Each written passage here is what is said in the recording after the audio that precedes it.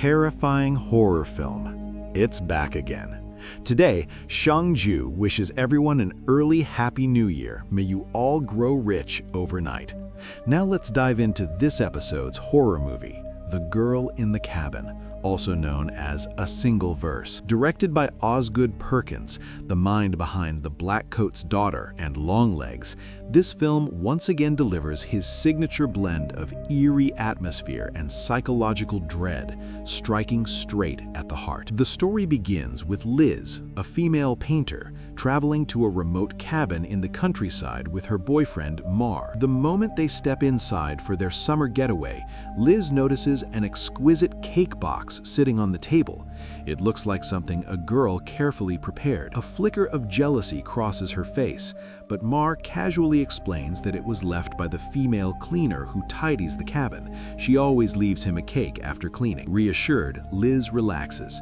Standing by the window, she gently breathes onto the glass and draws a heart shape on it before heading to the bathroom for a bath. What Liz doesn't know is that while she's soaking in the tub, the very same heart shape mysteriously reappears on the glass beside her. When she turns to look at it closely, the heart vanishes instantly. That night, Liz plans to enjoy some private time with Mar, but unexpectedly, Darren, Mar's cousin who lives next door, barges in uninvited with his girlfriend. From Mar's impatient expression, it's clear their relationship is strained. Darren, however, couldn't care less. He rambles endlessly at the dinner table before suddenly announcing he needs to speak to Mar privately. When the two men enter the bedroom, Darren's girlfriend stares at the cake on the counter and bluntly declares that it tastes like crap. Liz is confused. Why would she say something so rude? Before Liz can ask, Darren and Mar finish their conversation and leave shortly after. Finally, Liz can return to her quiet evening, or so she thinks. Out of nowhere, Mar insists on eating the cake. He even cuts a slice and places it in front of Liz. The words, "it tastes like crap," echo in Liz's mind, but not wanting to upset her boyfriend, she forces herself to take a bite. It is indeed terrible. That night, after eating the strange cake, Liz has a bizarre dream. First, she sees an unfamiliar woman praying beneath a waterfall. Then the scene shifts. A man points a gun directly at her head. Liz jolts awake in terror. Realizing it was only a nightmare, she exhales in relief. But moments later, she switches on her phone's flashlight and quietly leaves the bedroom. Unbeknownst to her, a ghostly silhouette of a young girl appears beside the bedroom window the instant she steps out. Oblivious, Liz heads straight to the kitchen, toward the leftover cake. The same cake she had despised hours earlier now seems irresistible. As if possessed, she devours it hungrily. The next morning, Darren's girlfriend decides to leave the cabin alone. But before she can get far, she hears the roar of a wild beast nearby. Terrified, she hides behind a thick tree trunk. What she doesn't realize is that a creature is already waiting there. Meanwhile, back at the cabin, Liz is painting when she suddenly notices a disturbing thing. Her canvas is filled with terrified female faces. One of them bears a striking resemblance to Darren's girlfriend. Shaken, Liz sets down her brush and heads into the forest to clear her mind. Soon, she arrives at the very spot where the girl disappeared and sees the same praying woman from her dream. Panicked, Liz squeezes her eyes shut, telling herself it's just an illusion. When she opens them again, the mysterious woman is gone. But then something in the stream catches her eye. She reaches down and retrieves it, an antique necklace. It looks valuable enough. Without much thought, Liz slips it around her neck. Shortly after, Mar, who works as a doctor, receives news that one of his patients is in critical condition. He has to leave the cabin immediately. The moment he departs, Liz absent-mindedly rubs the necklace between her fingers while lying on the sofa. Suddenly, when she lets go, the necklace feels impossibly heavy, as if it weighed 1,000 pounds, crushing her chest and stealing her breath. Just as quickly as it began, the suffocating sensation disappears. Liz dismisses it as inconvenience from staying in the mountains for the first time. To pass the time, she stands by the window with binoculars, scanning the surroundings. What she sees freezes her blood. In Darren's yard, piles of garbage are stacked haphazardly. Inside one of the trash bags, she sees what appears to be a pale human head. Terrified, she lowers the binoculars immediately, but curiosity overwhelms her. She looks again. The head is gone. Now Liz begins to suspect she may be hallucinating due to stress or lack of rest. She returns to the bedroom for a nap. When she wakes up, she goes to the kitchen, turns on the faucet, and leans down to drink water directly from it. As she turns around, Darren's girlfriend is standing behind her. Liz has no idea that the woman in front of her has already been killed by the monster. I'm inside now. Staring at the two identical women who had suddenly appeared before her, Liz did not panic. She simply assumed she was hallucinating again. Perhaps Darren had let the woman in, she reasoned. But as she searched for Darren, the woman instantly appeared right in front of her and whispered, "The children took it as their mother." Then the woman stretched out a blood-soaked hand toward Liz's face. In the next second, Liz lost control and shut her eyes. When she opened them again, she found herself standing beside the creek outside. Suddenly, two boys raised their guns and shot her dead. The gunshot echoed, and Liz jolted awake on the sofa. She thought it had all been another dream, but then she noticed something chilling. A pool of blood on the couch. Stranger still, she wasn't injured. Despite the shock, Liz tried to stay rational. She went down to the basement to grab cleaning supplies, but accidentally left her phone behind. Back in the living room, she began scrubbing the bloodstains.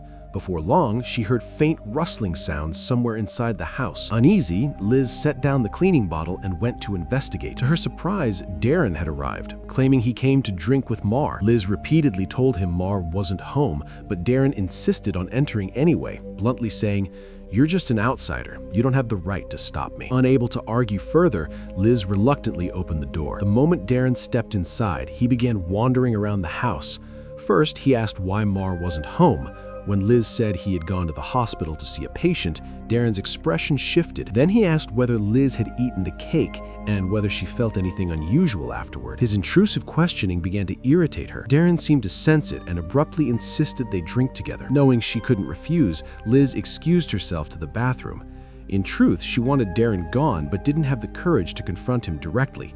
She planned to call Mar for help, only to realize she had left her phone in the basement. At that moment, another strange sound echoed through the house. Liz pressed her ear against the wall, trying to locate the source. Downstairs, Darren pulled a kitchen knife from a drawer and cautiously walked toward the staircase. Moments later, a man's head appeared at the stairs, just as if it were about to be severed. When the noise finally stopped, Liz rushed out of the bathroom, hurried to the basement to retrieve her phone, and called Mar, urging him to come back immediately, but Mar didn't answer. Then music began playing somewhere in the house. When Liz returned upstairs, the music abruptly stopped. In the sink, she found Darren's golden wristwatch. Confused, she turned around and heard another sound behind her. There, in the living room, stood a strange figure wearing a white plastic bag over its head, dancing eerily. It vanished in an instant. But on the coffee table, a beautifully wrapped cake box had appeared out of nowhere. This was the final straw. Liz was determined to leave the cabin. After packing her belongings, she called a close friend to pick her up. But midway through the call, the signal began to break up. She could barely hear her friend's voice and failed to notice the long-necked shadow slowly materializing behind her. Fortunately, just as she hung up, Mar drove back. The moment he entered, Liz confronted him. Since moving in, she had experienced nothing but strange and terrifying events. Worst of all was the ghost-like figure that could come and go freely inside the house. Mar looked genuinely surprised. He claimed he had never seen any plastic bag-headed stranger roaming the house. After much reassurance, Liz reluctantly agreed to stay on one condition. Mar must thoroughly search the house to ensure no one else was hiding inside. Reassured by his attention, Liz let her guard down again. The two lay on the bed drinking. Then Liz casually asked why he had returned so early and how his patient was doing. To her surprise, Mar responded by asking, "Which patient?" Realizing he had slipped up, he quickly covered himself, claiming he was such a cold-hearted doctor that he often forgot his patients' names. But this time, Liz didn't believe him. She excused herself to the bathroom. Based on what little she knew, she was almost certain now. The reason Mar couldn't recall the patient information was because the patient didn't exist. He hadn't gone to the hospital that morning. He had lied. Sensing her suspicion, Mar forced open the bathroom door. Under Liz's questioning, he finally stopped denying it.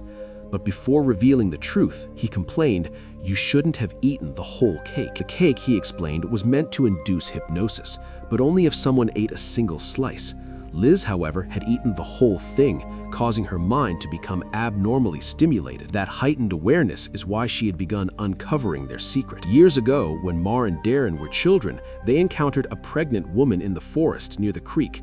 A woman who looked exactly like Liz. She had unknowingly wandered onto land that belonged to Mar's family, and young Mar brought Darren with him toward her. They shot the woman, wounding her, and then locked her inside a pigsty. But that very night, she unexpectedly went into labor. When Mal and Darren rushed to the scene, the baby had mysteriously vanished.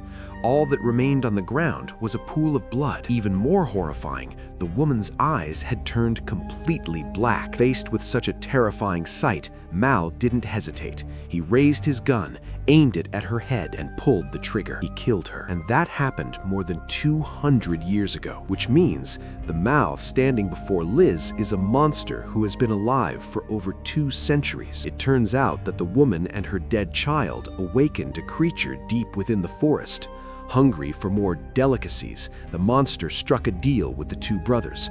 As long as they continuously provided it with food, they would be granted eternal life. After learning the truth, Liz is overwhelmed with fear. She begs Mal to spare her for the sake of their relationship. But she is destined to be disappointed, because before an eternal God, love means nothing. Suddenly, the cabin begins to tremble violently. Mal knows what this means. The monster is ready to feed. He quickly leaves the cabin.